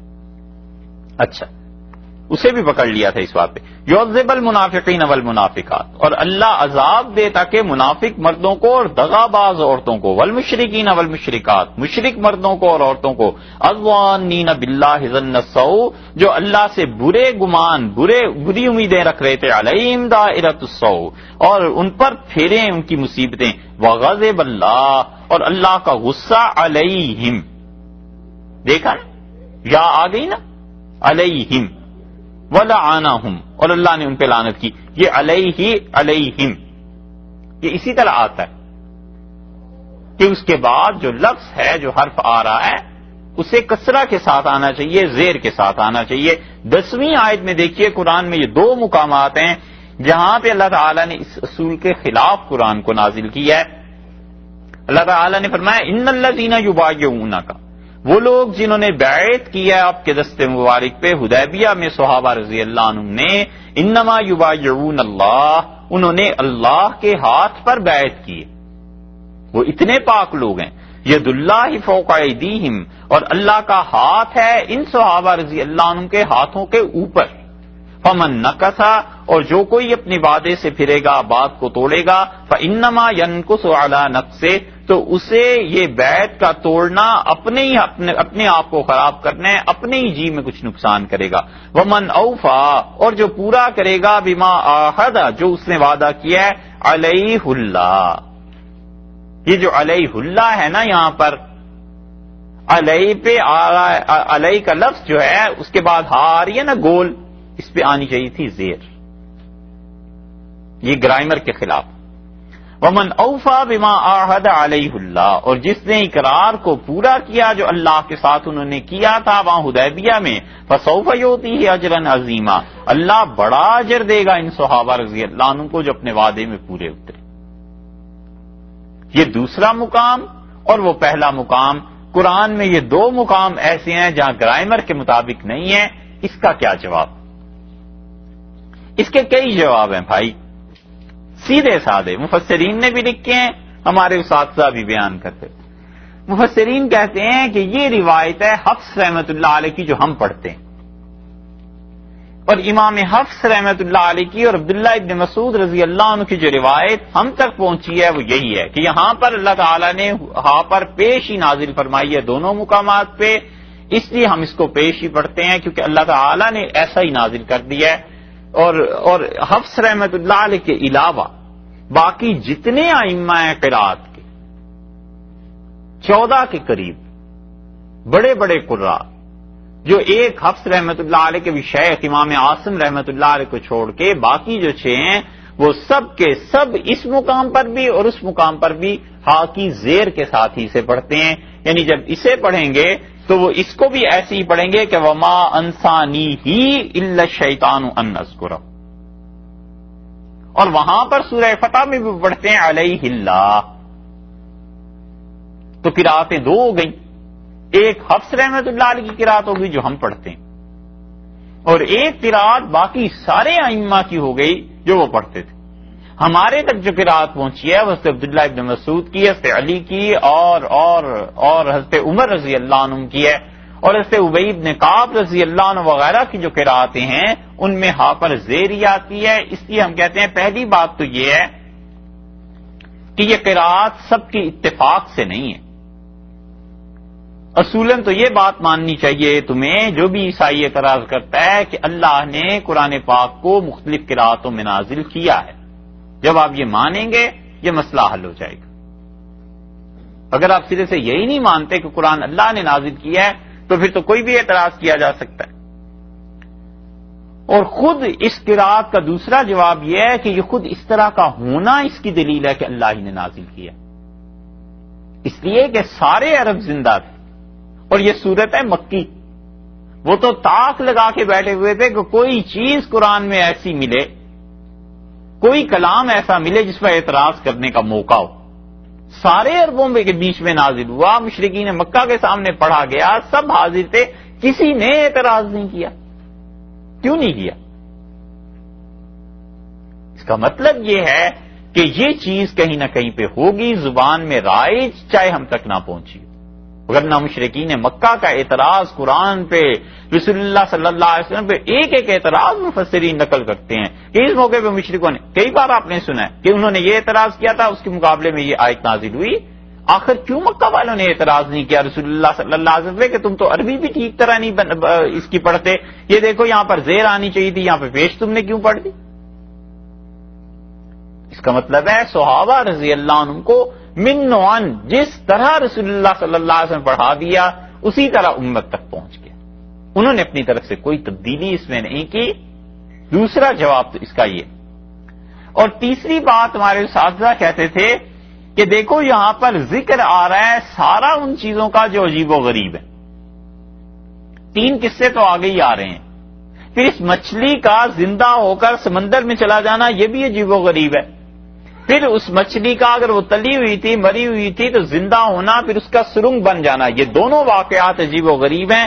اس لیے اللہ نے یہاں پر آیت میں یہاں پر لفظ بھی ایسا بتا دیا جو عجیب و غریب ہے، جو قواعد سے ضوابط سے قاعدے سے ہٹا ہوا ہے، کہ قصہ ہی سارا چل رہا ہے ایسی چیزوں کا جو عجیب و غریب. یہ بھی کہتے تھے. اور تین باتیں ہو گئی. چوتھی بات یہ ہے جو سوچنے کی ہے کہ زبان میں تغیرات ہوتے ہیں یا نہیں. زبان میں تغیرات ہمیشہ ہوا کرتے ہیں. ممکن ہے آج جو ایک لفظ اس طرح بولا جا رہا ہے آج سے 200 سال بعد کسی اور طرح بولا جا رہا. حضرت مسیح علیہ الصلوۃ والسلام کو گزرے ہوئے ابھی 2000 سال ہی تو ہوئے، آسمان پہ اٹھائے ہوئے انہیں 2000 سال ہی تو ہوئے، اور 2500-3000 ہزار سال پہلے پورے بر صغیر میں یونانی زبان بولتے تھے لوگ. ایک ہندی تھی، سنسکرت تھی، یونانی تھی، لوگ یہی بولا کرتے تھے. کہاں گئی وہ یونانی زبان؟ ممکن ہے آج سے 200 برس 300 برس بعد اردو بھی نہ رہے. جس اعتبار سے انگلش اب آ رہی ہے زبان کے حساب سے، ہندوستان والوں نے تو دیس نکالا دے دیا نا. وہاں تو بچ گئی یا مدارس میں یا عام مسلمانوں کی لوگوں کی گفتگو میں، وگرنہ اردو عملاً وہاں سے فارغ ہو گئی. پاکستان میں ہے، اور وہاں اب جو کلاس جو طبقہ آہستہ آہستہ پرورش پا رہا ہے، دیکھو اردو کب ختم ہو جاتی ہے تو زبان تبدیل ہوتی ہے یا نہیں. تو جب پتہ چلتا ہے کہ زبان تبدیل ہوتی ہے تو ممکن ہے یہ جو اللہ تعالی نے فرمایا ہے نا یہاں پر لفظ کہ وما انسانیہ الا الشیطان ان اذکرہ، یہ اس آدمی نے یعنی یوشع بن نون علیہ الصلوۃ والسلام نے اپنے زمانے میں ایسے ہی بولا ہو، اور اللہ نے ویسے کا ویسے ہی نقل کر دیا. اور یوشع بن نون علیہ الصلوۃ والسلام کا زمانہ اور رسول اللہ صلی اللہ علیہ وسلم کا زمانہ، ان دونوں کے درمیان تو کوئی 3000 سال کا فرق ہے. تو 3000 سال میں زبان میں ممکن ہے تبدیلی آ گئی. یہ بھی اس کا جواب دیا. اور ایک اچھا جواب یہ بھی اساتذہ کہتے تھے، بڑی اچھی بات، ہمیں تو بڑی اچھی لگتی تھی. وہ کہتے تھے کہ کوئی پوچھے کہ قرآن اللہ کا پابند ہے یا اللہ قرآن کا گرامر کا پابند ہے. اللہ تعالیٰ جیسے چاہے نازل کرے، جس لفظ کو وہ چاہے ایسے کر دے. اللہ پر کیا اعتراض ہو سکتا ہے؟ اصولی بات اس کو چھوڑو کہ یہاں سورہ فتح میں علیہ پر پیش آئی ہے یا زبر آئی ہے یا کچھ آیا ہے. اصولی بات یہ بتاؤ کہ قرآن اللہ کی طرف سے ہے یا نہیں ہے. بس اگر مانتے ہو اللہ کی طرف سے ہے تو پھر تو سب کچھ ماننا ہی ہے، اور اگر نہیں مانتے کہ اللہ کی طرف سے نہیں ہے تو پھر کہیں بھی اعتراض ہو سکتا ہے. اس لیے یہ دونوں مقامات ایسے ہیں.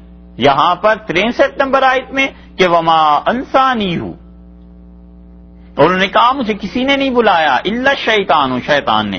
تو انسانیہ یہ قواعد کے خلاف ہے، کیونکہ عربوں میں اصول یہ ہے کہ ضمیر جو ہے نا گول ہا کی، یہ جو ضمیر ہے اس سے پہلے زیر یا چھوٹی یا آ جائے تو اس ضمیر کے بعد ہمیشہ زیر پڑی جاتی ہے. لیکن یہاں پر پیش آ گئی اور ایک پیش وہاں پر آ گئی. وہاں انشاءاللہ پہنچیں گے تو وہاں کا بھی جواب عرض کریں گے. وہاں کا جواب یہ ہے کہ اس آیت میں اللہ نے وعدے کو پورا کرنے کا ذکر کیا ہے. تو ہے صرف اور نحو کی بحث. وہ کہتے ہیں وہاں پر گرامر میں کسی ایک اصول کے مطابق زیر کا استعمال ہوتا تھا، وگرنہ اصل میں پیش ہی ہونی چاہیے تھی. تو اللہ تعالیٰ نے وعدے کے پورا کرنے کا ذکر کیا، اس لیے وعدے کو پورا وہاں فرما دیا.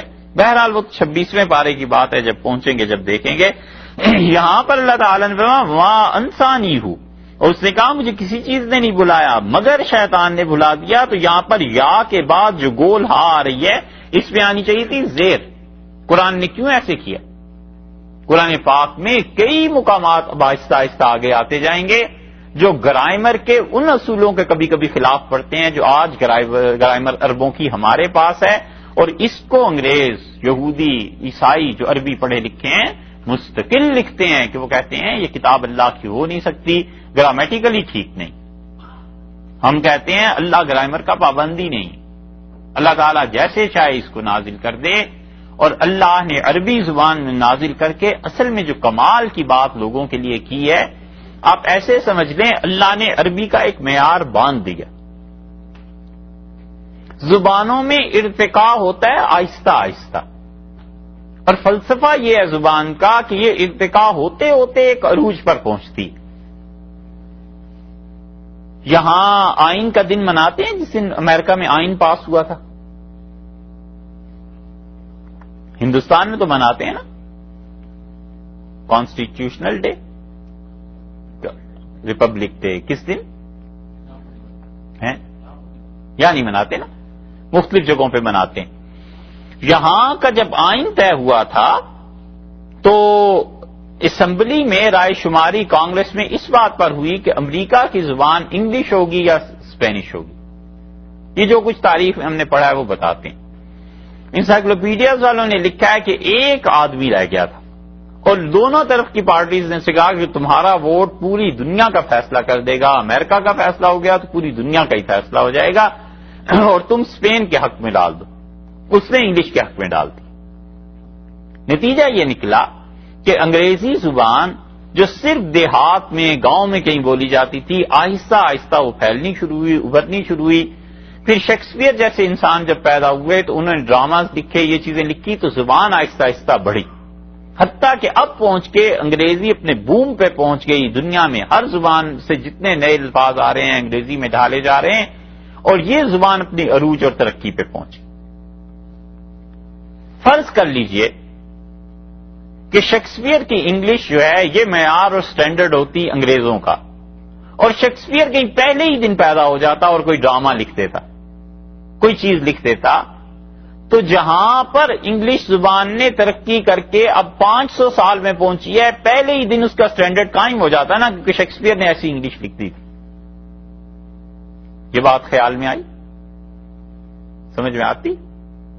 ہم کہتے ہیں ایسے ہی اللہ نے قرآن پاک کو جو عربی زبان میں نازل کر دیا تو اللہ نے سٹینڈرڈ باندھ دیا کہ بس زبان یہ ہے۔ تو عربی زبان عام لوگوں کی ہمیشہ اس سے کم ہی رہی ہے، اور ادیب، فصحاء، بلیغ لوگ جو کتابیں لکھتے ہیں، یہ پھر جب علم میں ترقی کرتے ہیں تو پھر وہ اس عربی زبان تک پہنچتے ہیں جو قرآن کی زبان سٹینڈرڈ کی ہے۔ اللہ نے سٹینڈرڈ پہلے ہی دن قائم کر دیا تھا وہاں پہ باقی دنیا کے لیے جب اس نے قرآن کو نازل کیا۔ عربی کا آخری سٹینڈرڈ اب یہی ہے، بس اس سے آگے زبان بڑھ بھی نہیں سکتی، اس لیے کہ اب جتنے نئے نئے الفاظ لغت میں داخل کیے جا رہے ہیں، بہت سے الفاظ ایسے ہیں جو عربی میں معرب کرنا پڑتے ہیں، عربی ان کی بنانی پڑتی ہے، اوریجنلی عربی میں نہیں ہے۔ کمپیوٹر، اب یہ لفظ کیسا ہے؟ یہ ہم سب جانتے ہیں کہ کمپیوٹر سے بنایا نا، آج سے 400 برس کے بعد فرض کر لو وہاں جو 15-16 سال کا لڑکا ہوگا وہ کہے گا یہ کمپیوٹر آیا کہاں سے؟ فرض کیجئے اس زمانے میں کبھی زوال ہو جائے انگریزوں کا، اور فرض کیجئے انگلش نہ اتنے لوگ جانتے ہوں، تو پھر اسے ڈکشنری دیکھنی پڑے گی کہ اچھا یہ لفظ جو تھا اصل میں تو انگلش میں تھا، پھر وہاں سے آیا۔ اس دن مثال دی تھی نا ایک اور کی، کرنفل کی، کہ کرنفل کہتے ہیں لونگ کو، تو یہ لونگ جو تھے یہ ہندوستان میں کرن پھول کہلاتا تھا، تو عربوں نے کبھی لونگ دیکھے نہیں تھے، تو جب پہلی مرتبہ لونگ عربوں میں پہنچے تو انہیں کہا گیا کہ ہندوستان کے کرن پھول ہیں، وہ کرن پھول سے بگڑ کے قرنفل بن گیا، اور اب تک بھی قرنفل ہی سے بولتے ہیں، اس لیے کہ عربوں کو ان چیزوں کا کیا پتا تھا۔ پان جو تھا پہلی مرتبہ ہندوستان سے گیا، اور خلیفہ ہارون رشید کے سامنے جب پیش کیا گیا بڑے خوش ہوئے خلیفہ کہ اچھا یہ کھانے کی چیز ہے، تو بتایا گیا کہ اس میں ایسی ایسی چیزیں ڈالتے ہیں، وہ پان تھا وہ بان بن گیا، اور اب تک بان ہی چلا آ رہا ہے۔ تو اب کوئی پوچھے عرب لڑکے سے یہ بان کیا چیز ہے، تو اگر اسے ہندی کا نہیں پتا تو نہیں بتا سکتا یہ بان کیا چیز ہے، وہ کہے گا بس پتہ ہے لوگ کھاتے ہیں، یہاں پر ایک سینٹر کھلا ہوا ہے اس سے مل جاتے ہیں، لیکن اسے نہیں پتا کہ بان۔ سمبوسا، کتنے ہی الفاظ ہیں، سمبوسا عرب اب بھی سموسے کو کہتے ہیں، اور یہ پہلی مرتبہ ہندوستان سے گیا اور خلیفہ ہارون رشید نے کھایا، بڑے خوش ہوئے۔ سبزی تھی تو اسی نے کہا کہ کیا اس میں قیمہ نہیں بھرا جا سکتا؟ ہاں یہ تاریخ میں آتا ہے۔ تو دماغ تھا نا بادشاہوں جیسا، وہ اگلے دن قیمہ بھر کے لے آئے، تو ہندوستان میں چونکہ ویجیٹیرینز تھے، یہ گوشت نہیں کھاتے تھے، ہندو صاف پتہ ہے، تو اس میں تھا وہ سارا بھرا ہوا سبزی کا، اور اس نے پھر جب گوشت اس میں ڈالا بہت لذیذ محسوس ہوا، بس اس دن سے عربوں میں سموسا چل گیا۔ سمبوسا اور سموسا جو اس میں فرق ہے، میم کو انہوں نے با میں تبدیل کر لیا، اب تک وہی لفظ چلا آتا ہے۔ قرآن میں خود ایسے الفاظ محققین نے جنہوں نے لغت پر بحث کی ہے وہ قرآن کے کئی ایک الفاظ کے متعلق کہتے ہیں کہ یعنی یہ کافور کا لفظ اس دن گزرا ہے نا، کافور کا لفظ آگے بھی آتا ہے ایک جگہ، اللہ نے فرمایا مزاج ہوا کافورا، اور اس میں کافور ملا دیں گے۔ اہل لغت لکھتے ہیں کہ کافور عربی کا لفظ ہی نہیں ہے، یہ کافور جو ہے یہ ہندوستانی سے آیا ہے، ہندی کا یہ لفظ عربی میں ڈھال کر قرآن میں استعمال کیا گیا۔ کافور ایک خوشبو ہوتی ہے، اس کو کیا کہتے ہیں، اور بھی اس کا ایک نام ہے جی، ہاں گولیاں ہوتی ہیں،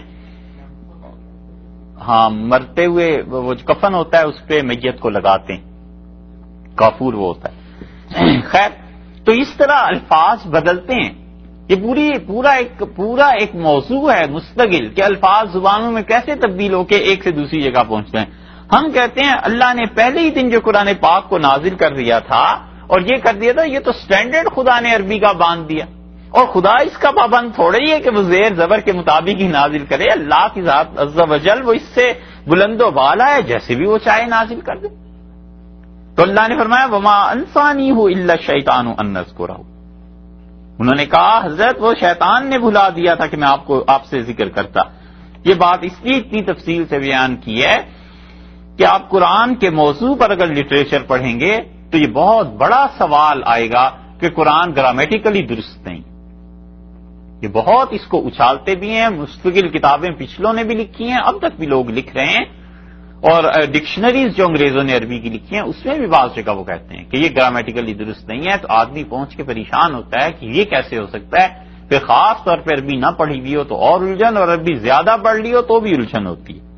تو یہاں پر فرمایا کہ انہوں نے کہا شیطان اس نے حضرت بلا دیا تھا مجھے ان اذکرہ کہ میں اس کا ذکر کروں، واتخذ سبیلہ اس مچھلی نے اپنا راستہ بنایا، فی البحر سمندر میں عجبا عجیب طریقے پہ وہ مچھلی زندہ ہوئی، اور زندہ ہونے کے بعد اس نے راستہ بنا لیا اور اندر چلی گئی۔